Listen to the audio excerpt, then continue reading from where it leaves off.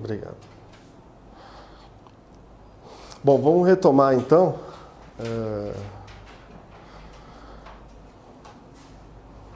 A gente vinha falando sobre os atos administrativos, hoje a gente vai tentar enfrentar os temas do serviço público e bens públicos, né? Naquela perspectiva que eu mencionei inicialmente de não necessariamente esgotar a matéria, né? Estou partindo do pressuposto de que vocês vão, enfim, buscar materiais para complementar, né? Os livros, enfim, os materiais aí disponíveis, porque avalio que, tendo em vista o tamanho, como a gente conversou na primeira aula, né? O tamanho do programa e a baixa incidência do direito administrativo, né, no concurso da Defensoria, me parece que a melhor contribuição que eu posso dar é a gente discutir aqui para a gente tentando entender junto os institutos, entender junto as lógicas envolvidas pelo direito administrativo, né? É uma disciplina jurídica com a qual, em geral, as pessoas têm dificuldade, né? E eu acho até muito parecido com a situação do direito empresarial, porque são campos do direito, a gente comentou isso outro dia aqui, né? Enquanto o direito civil, o direito penal, por exemplo, tratam de situações do dia a dia, de coisas da vida, né? Com as quais todos nós temos contatos, ou pelo menos temos uma noção mais concreta do que sejam, e certas disciplinas, como é o caso do direito administrativo ou do direito de empresa, acabam ficando muito abstratas quando a gente estuda a dogmática jurídica, né? E vai ficando difícil, muita coisa para decorar, muita coisa para... E eu acho que o caminho mais interessante é a gente tentar entender, porque daí a gente vai conectando as coisas e o estudo eu acho que fica facilitado também, né? Então, retomando, a gente veio a partir das aulas iniciais que vocês tiveram sobre o que é o regime jurídico administrativo, o que é o direito administrativo, quais são os princípios que regem o regime jurídico administrativo. E se vocês tiverem alguma dúvida com relação a isso, enfim, quero que vocês estejam muito à vontade para perguntar. A ideia da aula, eu acho que é a gente ir dialogando mesmo e tentando entender juntos. E a gente começou essa minha sequência de 4 aulas com o tema da estrutura da administração pública, né? Então a gente viu que a administração pública, aquela atividade que é uma das maneiras do Estado se manifestar, as outras duas são a atividade jurisdicional e a atividade legislativa, né? Que são chamadas também de funções do Estado. A gente viu que a atividade administrativa a gente identifica basicamente por exclusão. A atividade do Estado que não é jurisdicional e que não é legislativa é a atividade administrativa, isso ontologicamente, na essência, né? E isso não é uma regra absoluta, porque a administração, a gente vai conversar daqui a pouco sobre isso, ela faz coisas que parecem a legislação e que parecem a jurisdição. E que só não são porque estão sujeitas a um regime jurídico diferente, mas que materialmente, ontologicamente, são a mesma atividade. Então, por exemplo, quando a administração pública põe fim a um conflito num processo administrativo, isso se parece muito com a atividade jurisdicional. Mas ela é administrativa não pela natureza da atividade, mas pelo regime jurídico a que ela está submetida, e ela tem consequências diferentes da atividade jurisdicional. Embora a gente até possa falar em coisa julgada administrativa num certo sentido, não é a mesma coisa da coisa julgada que é característica da decisão final do Poder Judiciário, aquela característica de imutabilidade, né? Que é algo necessário para que se possa ter segurança jurídica. Isso é só um exemplo. A atividade de produzir normas gerais e abstratas, que é a natureza, por excelência, da função legislativa do Estado. A administração também faz isso. A gente falou semana passada sobre os atos normativos. Os atos administrativos, eles, entre as classificações que a gente viu, tem os atos individuais e os atos gerais, né? E a gente avançou para o seguinte: existem atos da administração que têm a característica da generalidade e também da abstração, ou seja, de criar normas gerais e abstratas, normas que vão regular situações, vamos dizer, indiscriminadas no futuro. Toda situação que se enquadrar naquela hipótese vai ser uma atividade regulada por aquela norma. Isso é que é criar normas que são gerais e que são abstratas. São gerais porque são destinadas a todos, não a um sujeito determinado ou a um grupo determinado, e são abstratas porque naquela estrutura que a gente pensou, né, de uma regra jurídica, de uma hipótese, a qual o direito imputa uma consequência, que é uma relação jurídica sempre, ou várias relações jurídicas, todo fato que se enquadrar naquela hipótese vai desencadear aquela consequência jurídica de geração de uma relação jurídica. Então, é por isso que a gente está falando de normas gerais e abstratas. E a administração também faz isso. E é isso que ela faz quando ela exerce uma competência que a gente chama de competência regulamentar. Por que ela tem esse nome? Porque ela é destinada justamente a dar cumprimento às leis e não inovar na ordem jurídica. É uma competência de expedir regulamentos. Regulamentos regulamento é o gênero, dentro do qual a gente tem as espécies, dependendo da forma, da competência, do regime jurídico específico daquele órgão. Então pode ser decreto, resolução, instrução normativa, enfim, os exemplos são inúmeros, mas a natureza são normas gerais e abstratas produzidas pela administração. Na essência, elas são muito semelhantes às leis, porque são normas gerais e abstratas, mas elas têm um regime jurídico diferente e consequências diferentes, até porque elas estão abaixo das leis, como tudo que a administração faz. Né? Então elas vão poder ser contrastadas, por exemplo, a gente não vai discutir necessariamente só a constitucionalidade dessas normas. A discussão que a gente vai fazer é uma discussão de legalidade, de conformidade dela com as leis. Né? Então, a administração é uma atividade que a gente identifica a natureza dela, que não é uma coisa que exista, que a gente possa falar, a administração é isso. Daqui a pouco a gente vai avançar sobre isso. O que a administração faz? Quais são os tipos de coisa que a administração faz? E aí a gente vai lembrar, vai perceber, enfim, que são coisas muito diferentes entre si. E o que as une? Por que a gente coloca dentro de um único campo do direito? É o regime jurídico administrativo. É por isso que a primeira coisa que a gente conversa é sobre o que é o regime jurídico administrativo. Ou seja, um conjunto de normas que tratam um determinado conjunto de dados da realidade, que se enquadram nelas, nas hipóteses normativas, que tem como característica aquela preocupação em preservar aqueles dois valores supremos do direito administrativo, aqueles dois valores dos quais a gente extrai todos os outros por dedução, os princípios, né? A supremacia do interesse público sobre o interesse privado e a indisponibilidade do interesse público pela administração. Né? Daí a gente tira todos os princípios da administração pública e daí a gente tira todo o regime jurídico administrativo.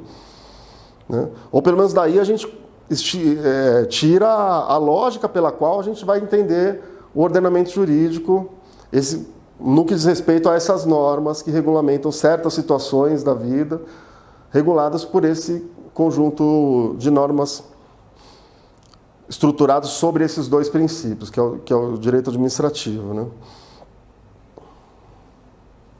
Então, lembrar só que semana passada eu falei, a gente identifica por exclusão, mas não é uma verdade em termos absolutos, porque a administração faz coisas que se parecem com a jurisdição e que se parecem com a legislação também. E aí, nesses casos, o que vai diferenciar sempre o que diferencia é o regime jurídico, né? Mas se a gente quer tentar entender mais ou menos ontologicamente o que cada função do Estado representa, isso fica mais fácil na jurisdição e na legislação do que na administração.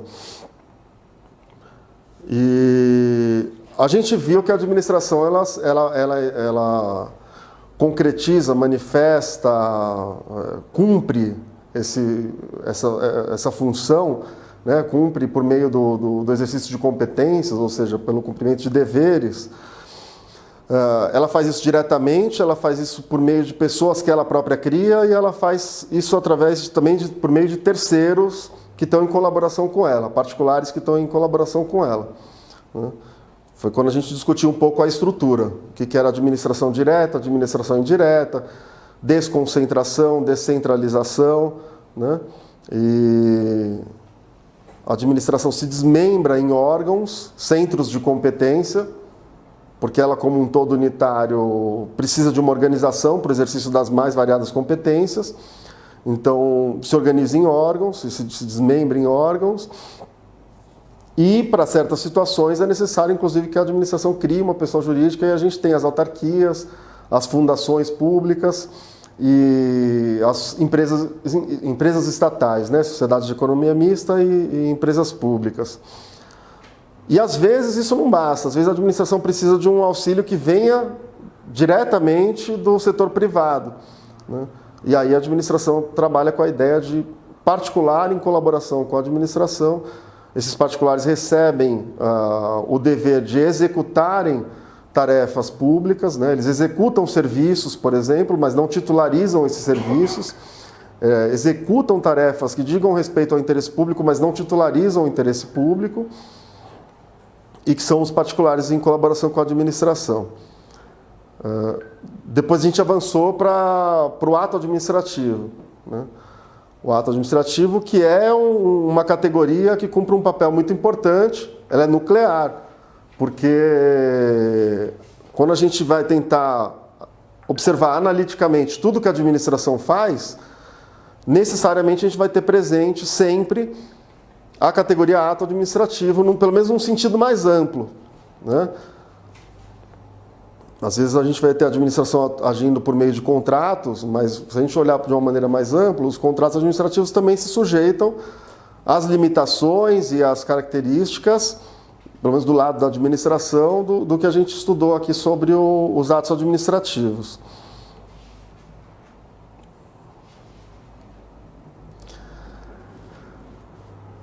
Que são comandos complementares à lei, pedidos pela administração, para a satisfação dos interesses públicos que lhes são incumbidos, né? Sob regime de direito público, sempre revisíveis pelo Poder Judiciário, e que tem uma estrutura semelhante àquela que a gente percebe quando a gente estuda os atos jurídicos. Porque são atos jurídicos. Dentro da teoria geral do direito, estão dentro dessa categoria, né? São manifestações de vontade que têm repercussão jurídica. E no caso dos atos administrativos, a gente viu que essa vontade é uma vontade um pouco diferente, né? Não é uma vontade subjetiva, daquela do particular, que diz respeito só a ele, né? Ou aquele particular que tem liberdade para praticar todos os atos que não forem proibidos na vida civil, ao contrário da administração, que só pode fazer aquilo que é autorizado. Por quê? Porque ela age para preservar a supremacia do interesse público e a indisponibilidade do interesse público, e disso tem muitas decorrências, dentre as quais a vontade administrativa ser uma vontade formada pelo Estado, não é uma vontade subjetiva, é uma vontade que tem que ter a característica da transparência, da publicidade, e daí o dever de motivar, porque a gente não tem como contrastar a finalidade que está presente na norma de competência com o motivo alegado do ato, por exemplo, se esse ato não tiver motivação, né? Oi? Microfone.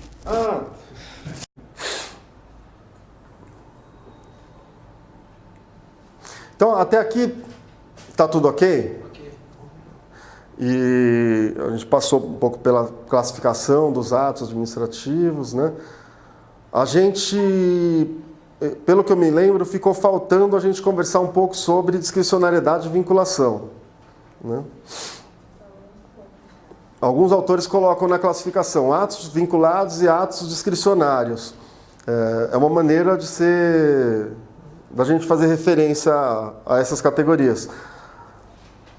Na verdade, como a gente falou na semana passada, né, o que é vinculado ao discricionário é a competência que gera aquele ato.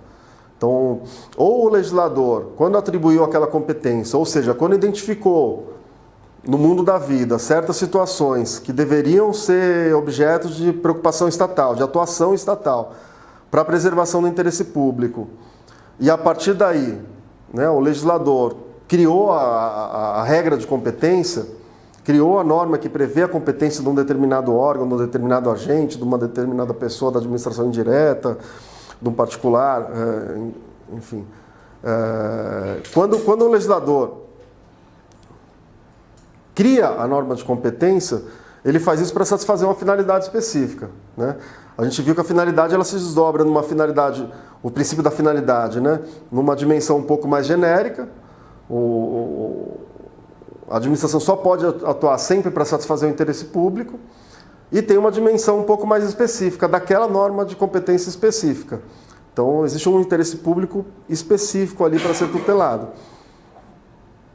Quando o legislador faz isso, atribui para a administração uma determinada tarefa, porque a administração nada mais é do que isso. É um longa-manos do legislador. O legislador não tem como fazer frente às demandas inúmeras, variadas, complexas e cada uma com suas peculiaridades, né?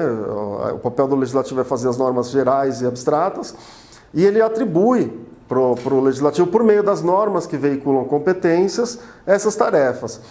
O legislativo pode fazer isso especificando todos os elementos do ato administrativo.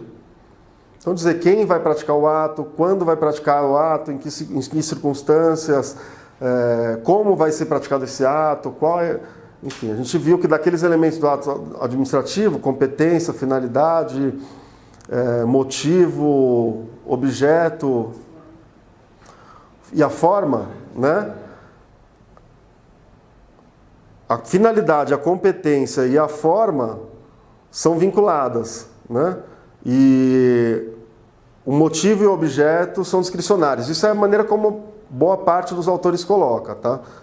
Isso não é algo indiscutível, mas é como a maioria dos autores coloca, é como é mais comum aparecer em prova. Porque eu digo isso porque nem sempre tem certas situações em que não vai ser tão fácil você entender, não vai estar tão claro, por exemplo, a forma do ato, ou então a própria finalidade. Eu dizer que a finalidade é vinculada quando você tem um enorme volume de questões jurídicas que sofrem a ingerência de princípios, né? A gente tem um direito altamente principiológico, constitucionalizado. Fica difícil você falar que a finalidade vai estar sempre definida em termos de regra, que na verdade é isso que a gente está falando, né?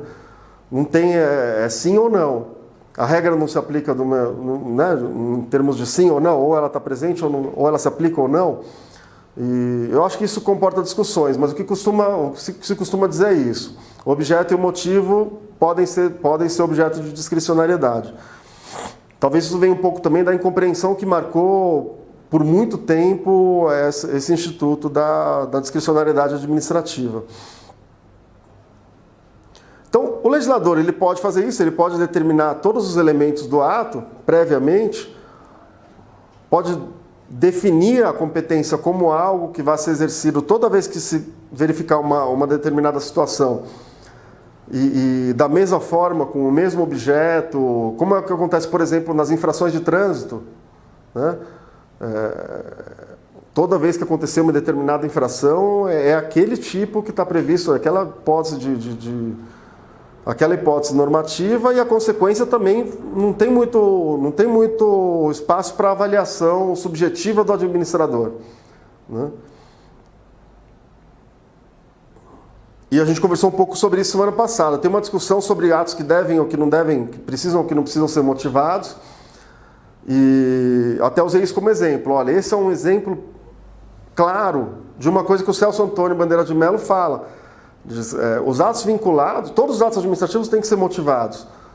Mas se a gente fosse pensar em algum tipo de ato que não precisaria, seriam os atos vinculados. Porque você bastaria fazer a menção ao dispositivo normativo em que ele se baseia, para você, porque ele já contém todos os elementos do ato, você já pode fazer o contraste de legalidade do ato, né? E na autuação que todos nós, enfim, estamos sujeitos a receber em algum momento de uma autuação de infração de trânsito, o que vem é realmente uma data, um local e um artigo de lei. Ninguém diz, olha, estava passando um carro azul e passou numa velocidade tal. Não importa nada disso. Verificou-se no mundo dos fatos a hipótese que está prevista na norma de competência, a competência é exercida e sempre de uma mesma maneira, sempre com o mesmo resultado, sempre com todos os elementos do ato padronizados.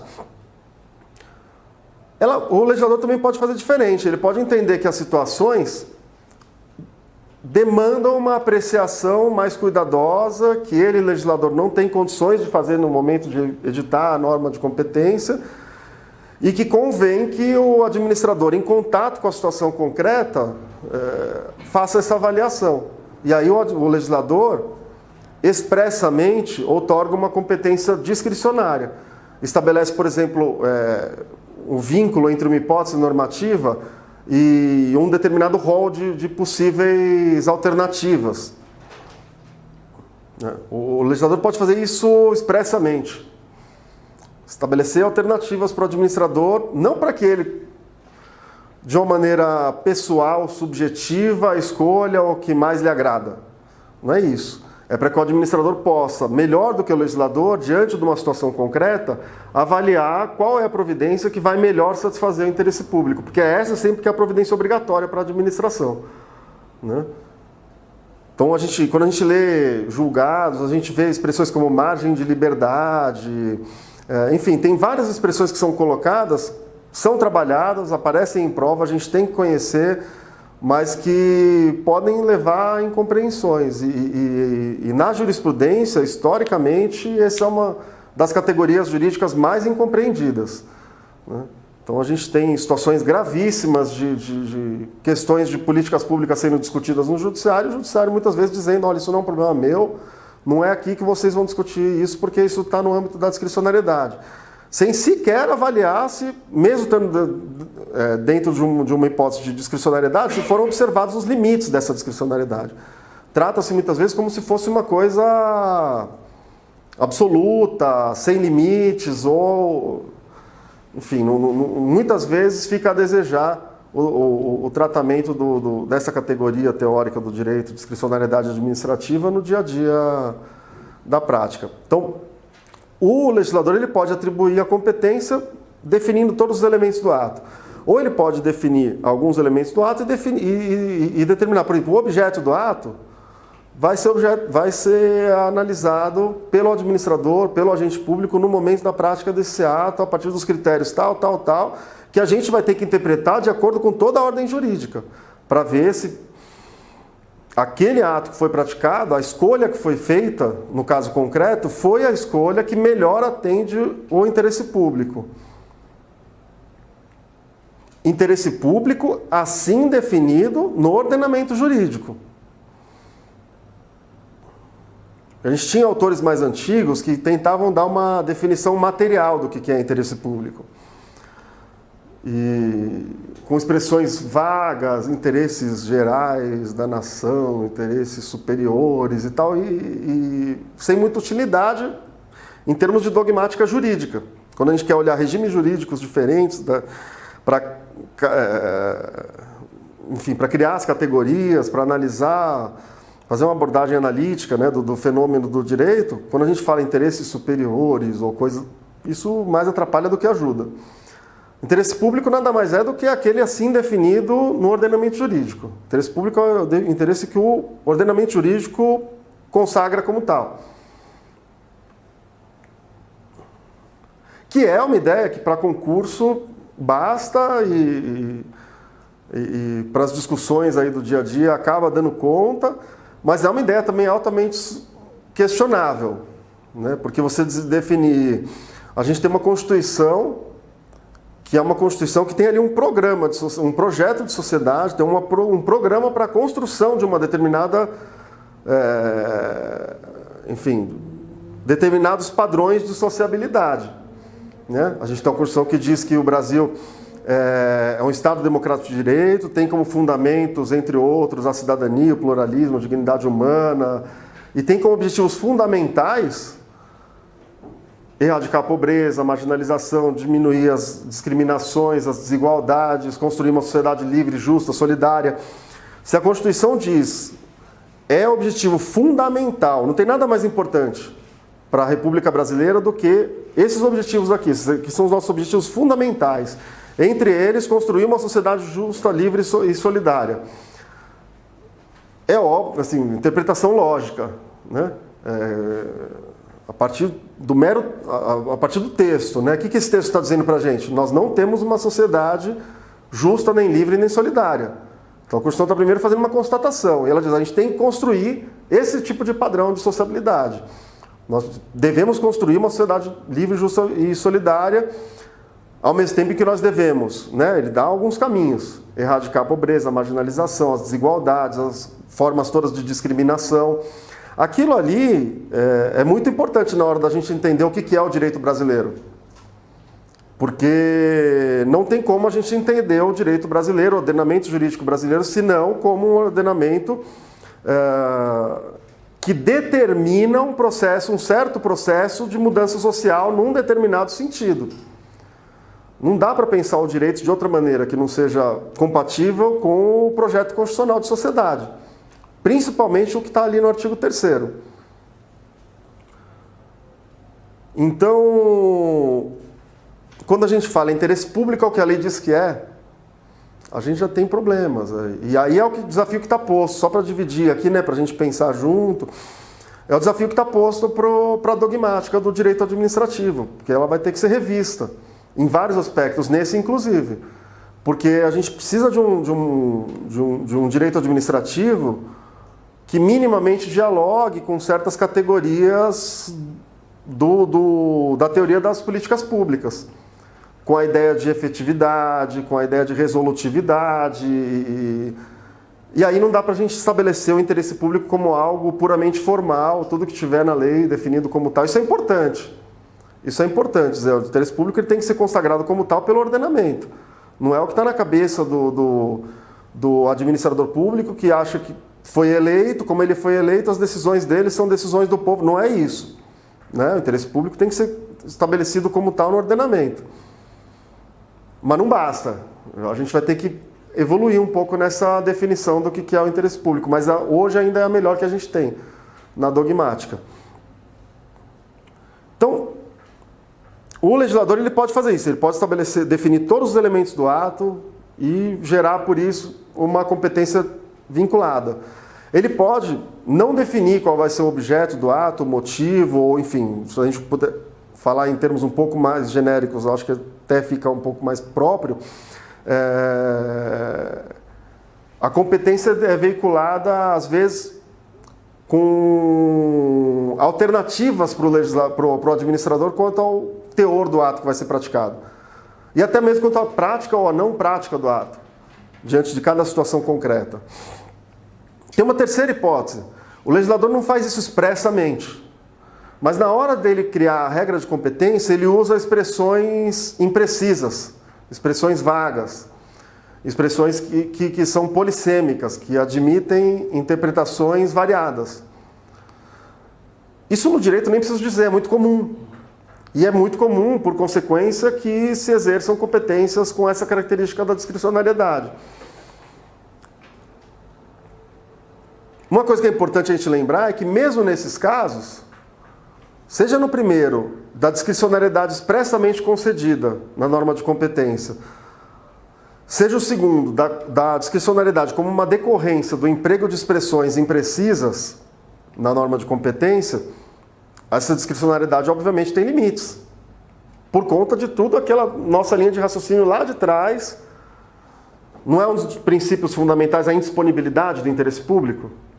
Se eu sou administrador e eu não tenho disponibilidade sobre o objeto do meu trabalho, né, o que eu preciso fazer? Eu preciso motivar os meus atos todos, especialmente aqueles que sejam discricionários e que demandem uma avaliação minha, sobre a presença ou não, a satisfação ou não do interesse público, para que esse contrato possa ser feito.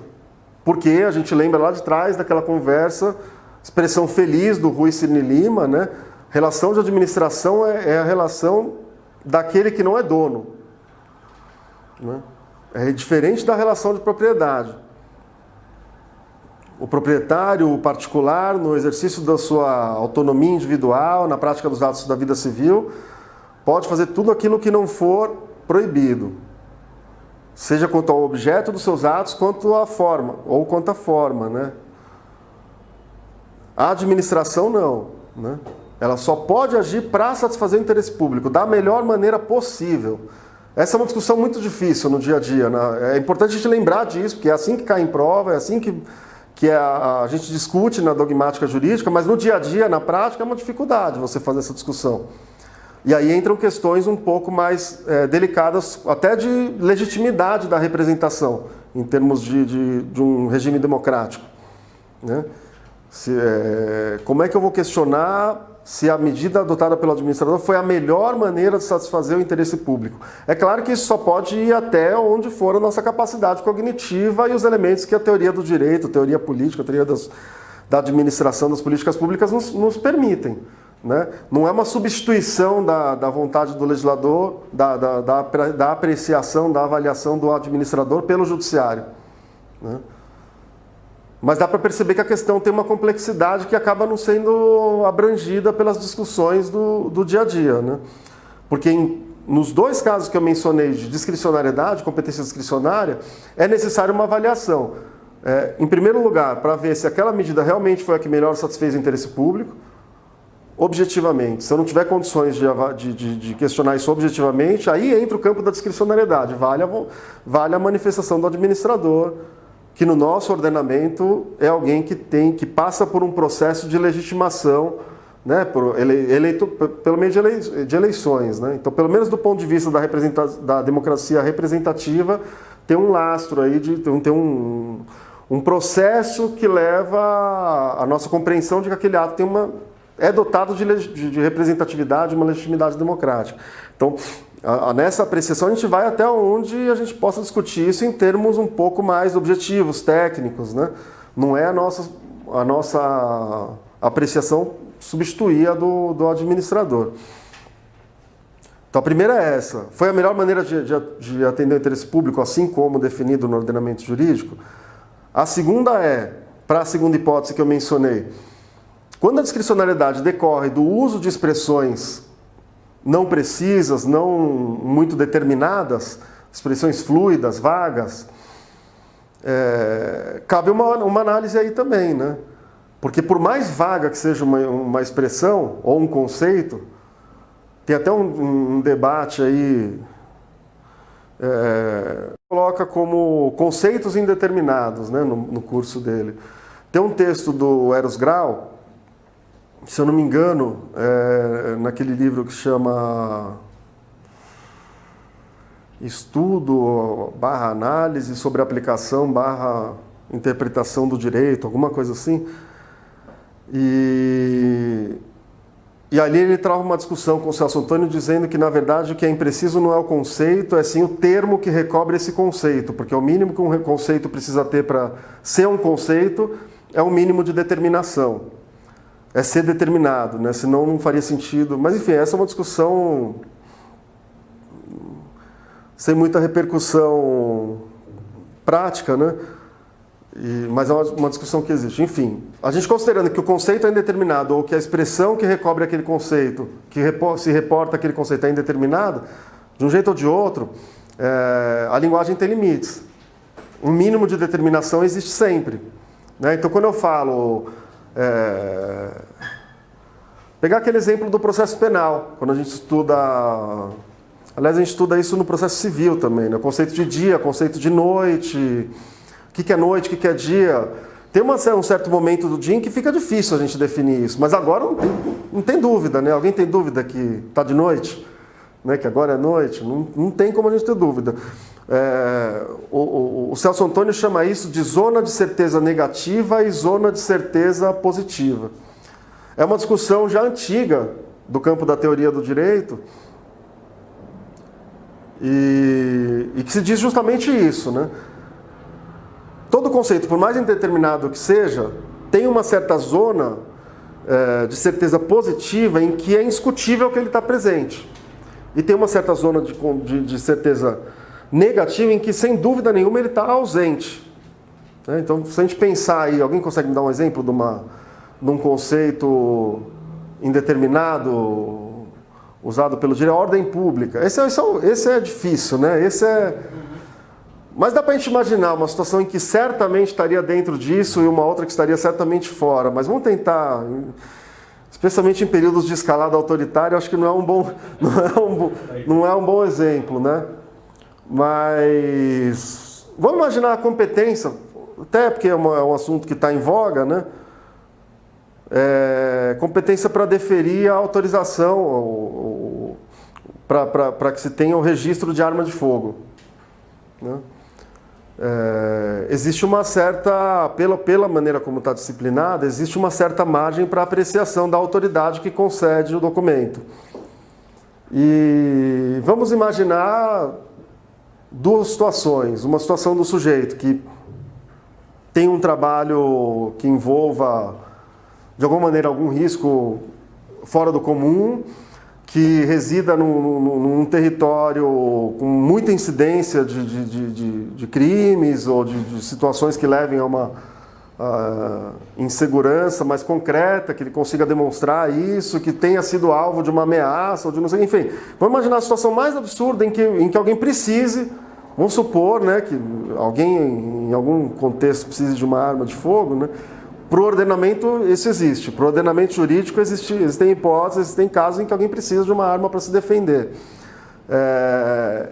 Esse cara que eu acabei de mencionar, que mora num território tomado pelo crime, que está sendo ameaçado pelos criminosos e que não sei o quê, tem 1 milhão de motivos para justificar esse pleito dele, é muito diferente da situação de alguém que não esteja em nenhuma dessas condições e esteja simplesmente pleiteando, porque eu me sinto, intimamente, eu me sinto inseguro nessa sociedade violenta e tal. São situações diferentes, né? Só para a gente pegar a ideia de que nas competências discricionárias, as situações que vão se apresentar vão ser distintas. Algumas vão revelar fatos que certamente não se enquadram na norma. Bom, eu preciso porque eu quero, porque eu estou me sentindo inseguro. Ou então, algumas outras hipóteses, a gente vai ter situação em que necessariamente o documento vai ter que ser concedido. O sujeito provou, demonstrou que precisa. Acho que deu para pegar essa ideia, né? Tem uma zona de certeza positiva, hoje eu estou ruim de exemplo, mas acho que a ideia... e tem uma certa zona de certeza negativa. Nessas duas zonas não tem o que discutir. Está fora do campo da discricionariedade. O campo da discricionariedade é um espaço que fica entre a zona de certeza negativa e a zona de certeza positiva. Ou seja, eu tenho certeza, eu tenho como, assim, está fora de qualquer dúvida, está fora de discussão que a situação do mundo dos fatos que se apresenta diante da gente não se enquadra na norma, ou é certo que ela se enquadra. Porque se for uma dessas duas hipóteses, a gente não está falando de o administrador que praticou o ato dentro do campo da discricionariedade. O campo da discricionariedade é a zona cinzenta que sobra. Tá? Então a ideia é mais ou menos essa. Nisso entra, por exemplo, essa história desse decreto bizarro aí, autorizando genericamente, em termos gerais e abstratos, né? Porque se destina a certas categorias, mas é para todas as pessoas dessas categorias, e abstratos para todas as solicitações futuras, né? Isso imagino que vai ser objeto de apreciação judicial, né? E vamos ver como o judiciário vai enfrentar essa questão. Porque não basta, como a gente vê às vezes em certos órgãos de mas essa era a proposta, falou-se disso em campanha. Isso não importa. Isso é a vontade individual do sujeito que está hoje ocupando o cargo da presidência da República. Isso não é a vontade formada pelos meios regulares, pelas vias democráticas do Estado brasileiro. Não é. Primeiro, se quer mudar em termos gerais e abstratos, a gente tem que mudar a lei. E lembrar que a gente está mudando uma lei que passou por referendo. Então a questão é bem mais delicada do que pode parecer. E você não pode estabelecer... Porque se o legislador atribuiu para a autoridade que lá na ponta vai analisar a situação, a discricionariedade de avaliar se realmente é necessária o registro da arma, para aquele caso, obviamente o presidente da República não pode se sobrepor ao legislador e excepcionar dessa avaliação lá na ponta, dizer, olha, o Congresso, o Legislativo, não tinha condições de prever as situações concretas que vão se aparecer por aí. Tá ok, né? Mas eu sei, não dá para fazer isso. Não dá para fazer isso. Ele está mudando uma competência discricionária que foi atribuída pelo legislador, porque o legislador compreendeu, partiu do pressuposto, não estou entrando no mérito da avaliação que foi feita pelo legislador e pelo povo depois referendando, né? Mas partiu-se do pressuposto de que é necessário uma análise da situação concreta lá na ponta. Porque se fosse para conceder em termos absolutos para categorias inteiras, o legislador teria feito isso. Então, enfim, vamos ver como é que o judiciário vai lidar com isso. Não estou entrando no mérito de a providência ser boa, ser ruim, enfim. Claro, estamos abertos a discutir isso, não agora, não aqui, porque senão a gente vai mais uma vez matar a aula, né? Mas, enfim, tem os meus motivos para ser absolutamente contrário a qualquer política estatal de fomento à violência. E fomento ao armamento, a gente tem, enfim, inclusive normas, compromissos internacionais que o Brasil tem, enfim, a coisa não é tão simples. Mas um exemplo para a gente pegar essa questão da discricionariedade. Então, basicamente, acho que era isso que estava faltando. E sobre espécies de atos administrativos, aí eu acho que cada manual vai apresentar diferente. Tem autores que catalogam de acordo com a forma, então fala decreto, instrução normativa, não sei o quê, memorando, que é uma coisa interessante. O Eli Lopes Meireles faz um catálogo interessante, lembrando sempre que o livro dele, por mais que tenha um valor, que tem que ser reconhecido, foi um dos primeiros autores a sistematizarem o direito administrativo brasileiro, mas ele peca um pouco por trazer, às vezes, uma abordagem jurídica, às vezes uma abordagem que não é jurídica e meio que uma avaliação material do que acontece na administração no dia a dia, com expressões que não são técnicas para o nosso campo do direito, mas é interessante ali porque o Eli Lopes Meireles foi um autor que teve uma vivência relativamente intensa de administração pública, né? E ele traz ali um pouco da caracterização material das coisas. O que eu acho que é interessante a gente falar é sobre, bem brevemente, né, levantar a importância da gente compreender a distinção entre licenças, permissões e autorizações, né? Aliás, são expressões que são usadas para institutos diferentes, mas basicamente, quando vocês encontrarem esses institutos, vocês vão ver que elas meio que marcam uma escala. O que eu estou dizendo aqui é claro que tem que ser tomado com reservas, mas vamos dizer, uma escala de segurança jurídica que o ato produz, né? Então, a licença, ela costuma ser vista, e a gente tem textos normativos recentes que fizeram um pouco de balbúrdia nisso, para usar uma expressão atual, né? Mas ela tradicionalmente é vista como um ato que atribui, que amplia a esfera jurídica do particular por meio do exercício de uma competência vinculada, ou seja, você tem lá os requisitos legais para a obtenção da licença na lei, e uma vez obtida, ela gera um direito à preservação dessa situação jurídica. Então não fica a critério da administração desfazer ou não o ato. Uma outra maneira da gente dizer é que não é uma relação precária, marcada pela precariedade, né? Da licença para permissão e para autorização, de uma maneira muito grosseira, a gente pode colocar, só para a gente entender, né? Você tem uma escala de segurança produzida pelo ato, uma escala de geração de direitos pelo ato e de precarização da condição do particular beneficiado. Os três são atos que aumentam a esfera jurídica do particular.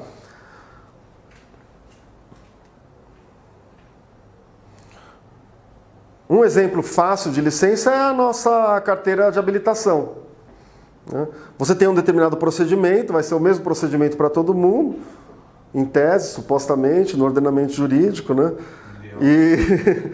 E você seguindo esse procedimento, cumprindo todos os requisitos, você vai receber essa licença, esse documento, E você vai poder conduzir determinados tipos de veículos de acordo com o seu tipo de licença, né? Seu tipo de habilitação. E o Estado não vai poder simplesmente tomar isso de você a qualquer momento, dizendo que o interesse público mudou, né? Você tem direito decorrente desse ato. Ainda que o Estado possa rever sempre os próprios atos, e a gente vai ter, acho que é uma boa oportunidade para a gente enfrentar isso, né? A extinção. Que seja por uma incompatibilidade com o ordenamento jurídico, a gente está falando de invalidação, ou por uma mudança no interesse público, a gente fala de revogação, né? Mas a licença ela gera direitos, e ela gera direito à permanência daquela relação, daquela ampliação da esfera jurídica decorrente desse ato. A permissão, a gente tem hoje autores que falam em permissão condicionada, tipos de permissão que gera direito, permissão que não gera direito. Esses institutos foram realmente um pouco deturpados ultimamente. O fato é que a gente tem como característica da permissão uma segurança menor gerada pelo ato do que em relação às licenças. Disse que a relação é precária, salvo quando essa permissão é por prazo determinado.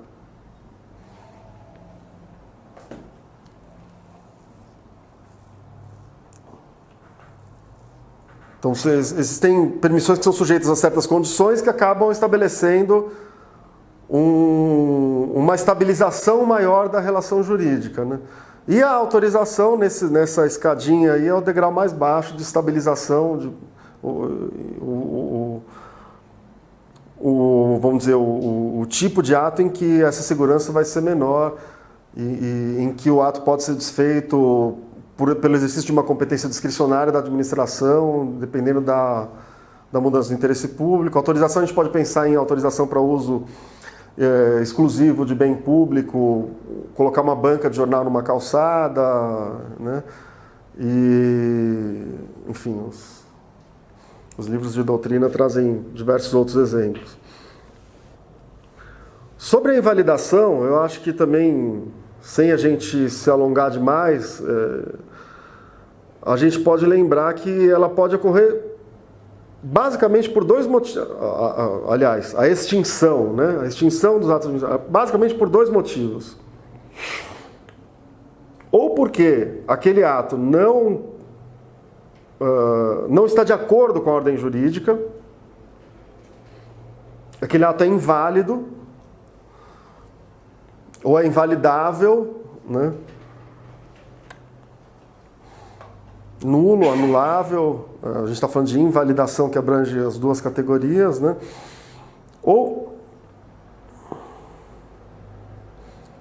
E aí nesse caso a gente está falando de invalidação, né? Ou, embora válido, embora formalmente de acordo com a ordem jurídica, aquele ato já não mais represente a melhor maneira de satisfazer o interesse público. Como a administração é obrigada a perseguir o interesse público, assim definido no ordenamento jurídico, e ela não tem disponibilidade sobre o interesse público, se a situação de fato muda e a partir disso se conclui que mudou o interesse público, né, dentro daqueles limites que a gente estava falando agora há pouco, né, do que é competência vinculada, do que é competência discricionária, do que são os limites das competências discricionárias. A gente normalmente está falando dentro do campo da discricionariedade, quando a gente fala em mudança do interesse público, e a administração pode revogar os seus próprios atos. Aí a gente não está falando de invalidação, da administração dizer que praticou um ato que está em desacordo com o ordenamento jurídico, e como ela tem aquele dever que a gente viu de tutela, que alguns autores chamam de autotutela, né, de controlar a legalidade dos seus próprios atos, ela pode a qualquer momento dizer, esse ato aqui é inválido. Mas ela também pode dizer, não, esse ato aqui era válido quando eu pratiquei, mas agora ele não atende mais o interesse público. Então, no exercício de competência discricionária, a mesma competência que me permitiu praticar o ato, eu vou modificar esse ato. Se eu estiver falando de uma licença, por exemplo, eu vou ter, em primeiro lugar, um obstáculo para a invalidação, que é o direito gerado. Agora, se mesmo assim eu precisar sacrificar esse direito, aí você vai ter uma composição em termos de perdas e danos, você tem consequências decorrentes dessa situação de uma estabilidade um pouco maior da posição do particular. Que é algo que não aconteceria na autorização, porque a precariedade é da natureza da relação. Por mais que em alguns textos a gente veja autorizações condicionadas, enfim, que gerem direitos, mas é o que eu falei, existe um pouco de confusão, vale a pena estudar com um pouco mais de detenção esse tema, só estamos tratando aqui em linhas gerais. Então, a administração, para extinguir os próprios atos, ela pode invalidá-los ou ela pode revogá-los. Invalidá-los quando perceber que eles são contrários ao interesse público, revogá-los quando perceber que eles não mais atendem o interesse público. A invalidação abrange as duas categorias, a nulidade e a anulabilidade. E isso vocês vão perceber que os autores tratam de maneiras diferentes.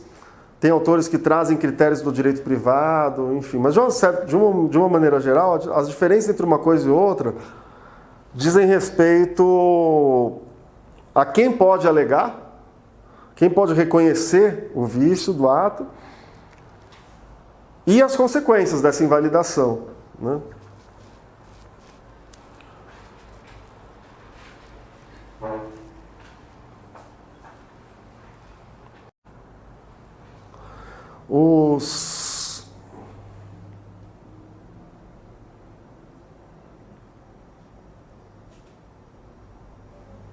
Os atos que são nulos são aqueles que a administração pode reconhecer,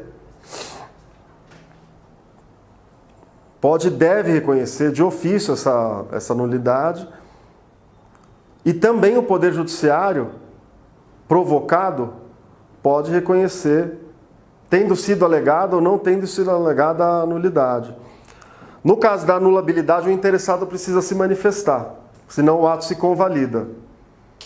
Então, quando eu falei a diferença com relação a quem provoca esse contraste e as consequências, o que eu quero dizer, no caso de anulabilidade, eu preciso de uma provocação do interessado. E também no caso de anulabilidade, caso essa provocação não aconteça, o ato pode se convalidar, né?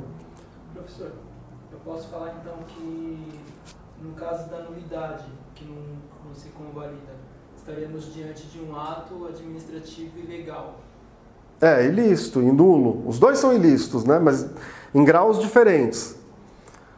A nulidade é o grau mais, vamos dizer, mais intenso de contrariedade ao ordenamento e que gera o dever da administração de invalidação a qualquer momento e sem nenhuma avaliação de se isso é conveniente ou não para quem foi beneficiado pelo ato ou qualquer coisa desse tipo, né? E na anulabilidade você precisa da provocação do interessado e você pode falar em convalidação. O ato nulo não se convalida. Agora, existe uma... Só para concluir o raciocínio, existe uma teoria que de vez em quando surge na jurisprudência, cada vez está mais difícil se justificar na doutrina, enfim, mas que é a teoria do fato consumado. Certas vezes se convalida de uma certa maneira situações ilícitas no âmbito da administração pública quando você desconstituir essa situação cause um prejuízo maior para o interesse público do que você preservá-la. Então, por exemplo, discussão da ilicitude de uma determinada obra. Eu me lembro quando eu fui estagiário há pouquinho tempo atrás aí da Promotoria de Habitação e Urbanismo, e tinha, naquela ocasião, eu não esqueci da sua dúvida, tá? Já vou parar. Não, pode falar, depois a gente continua, vamos lá. Não, eu queria saber, na questão da anulabilidade, se a administração, o professor só pode por meio da provocação do interessado. E se a administração quiser, também pode? Não, então, o administrado, a administração, ela, vamos dizer, ela representa nessa relação o interesse público. Então ela vai mudar de postura em relação a esse ato se mudar o interesse público. O interesse em invalidar é daquele que é prejudicado pelo ato. Tá? Agora, se a administração for prejudicada pelo ato invalidável, aí a gente pode ter uma invalidação de ofício de um ato anulável, né? Mas, enfim, naquela ocasião, isso eu estou falando de 1998, 97, 98, 99, houve um pouco antes, tinha um prefeito aqui na cidade, muito famoso, chamado Paulo Maluf, e ele criou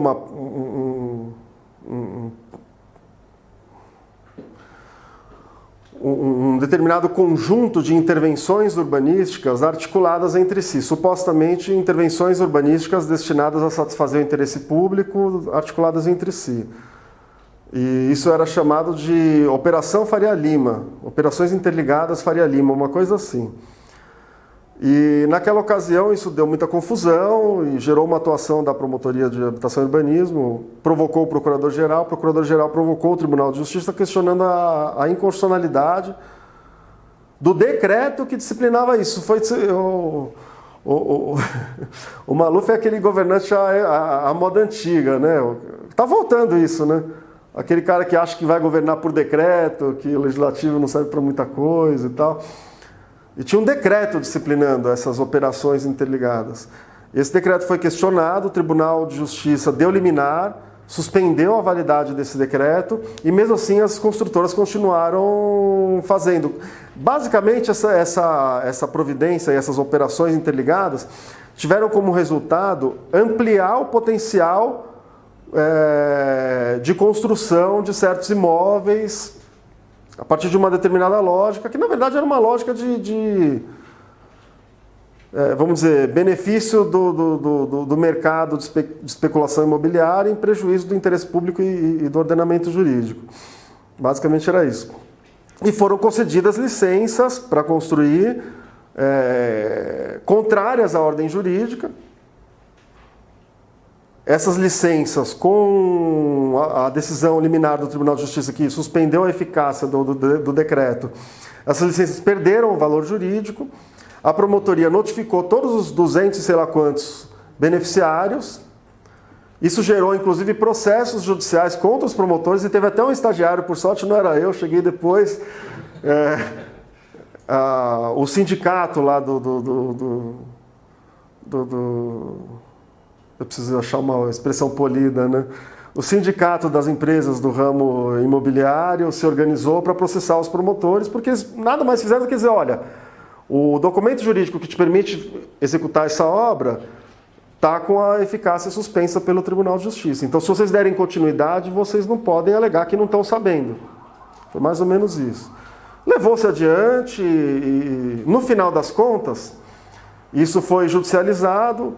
E o Tribunal de Justiça, lá depois de muitos anos, isso eu já era promotor, já fazia alguns anos, quando eu vi essa decisão,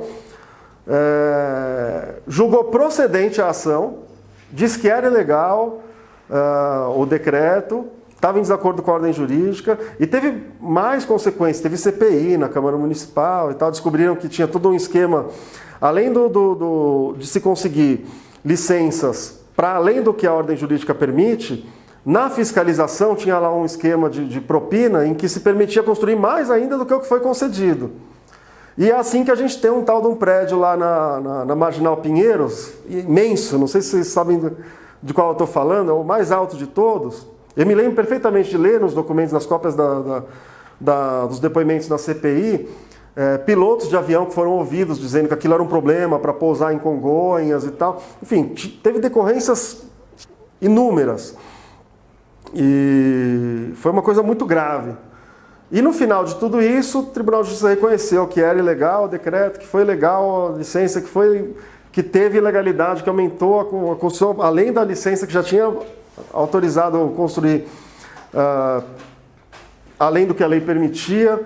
Mas, como estava tudo construído já e tal, o prejuízo seria maior de desfazer e vamos deixar as coisas como estão. Então, eu nunca vou esquecer, porque esse foi o primeiro contato que eu tive com essa ideia aí, que tem que ser muito bem compreendida de fato consumado, né? Que no fim das contas, eu acho que essa história toda diz um pouco sobre outros aspectos não jurídicos do processo todo que aconteceu ali, né? Bom, até aqui tá tranquilo? Tá já na hora do intervalo? São 8h17. Se quiser fazer, professor. Vamos fazer então? Bom.